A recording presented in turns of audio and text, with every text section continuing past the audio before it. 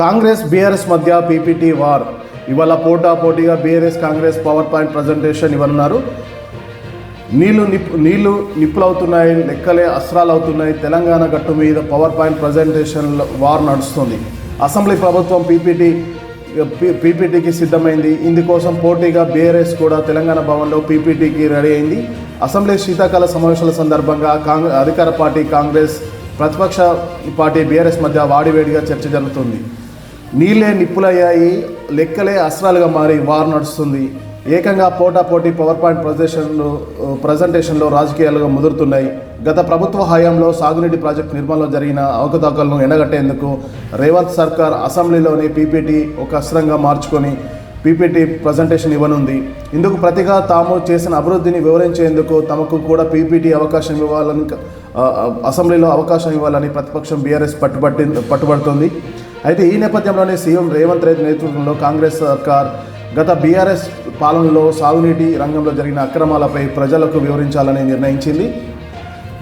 ప్రాజెక్టులో రీడిజైనింగ్లో అదనపు ఖర్చు, ముఖ్యంగా కాళేశ్వరం ప్రాజెక్టు పరిధిలోని మేడిగడ్డ బ్యారేజ్ కుంగుబాటు వంటి అంశాలపై పక్కా ఆధారాలతో పీపీటీని శాసనసభ వేదిక ఎండగట్టేందుకు సిద్ధమవుతున్నారు. శాసనసభ మధ్యలో భారీ స్క్రీన్లను ఏర్పాటు చేసి ప్రతిపక్షాన్ని ఇరకాటంలో పెట్టాలని కాంగ్రెస్ భావిస్తుంది.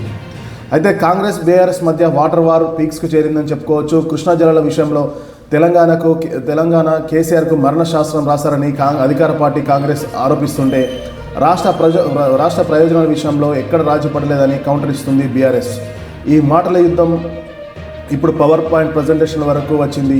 పాలమూరు రంగారెడ్డి ప్రాజెక్టుతో పాటు కృష్ణా గోదావరి వాటాలపై ఇప్పుడు ఏం జరిగింది, ఏం జరుగుతుంది, బీఆర్ఎస్ హయాంలో ఏం చేశారు, ఇవాళ అసెంబ్లీలో పవర్ పాయింట్ ప్రజెంటేషన్ ఇవ్వనున్నది ప్రభుత్వం.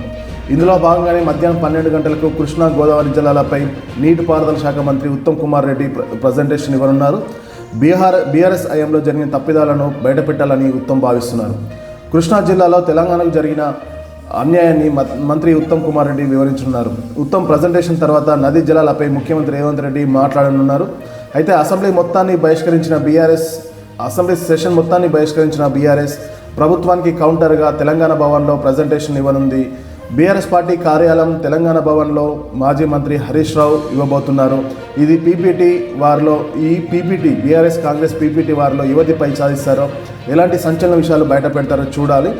అయితే ఇప్పుడు నీళ్ళ విషయంలో ఇది అధికారం ప్రతిపక్షం మధ్య భీకర యుద్ధం వార్ జరుగుతుందని చెప్పుకోవచ్చు.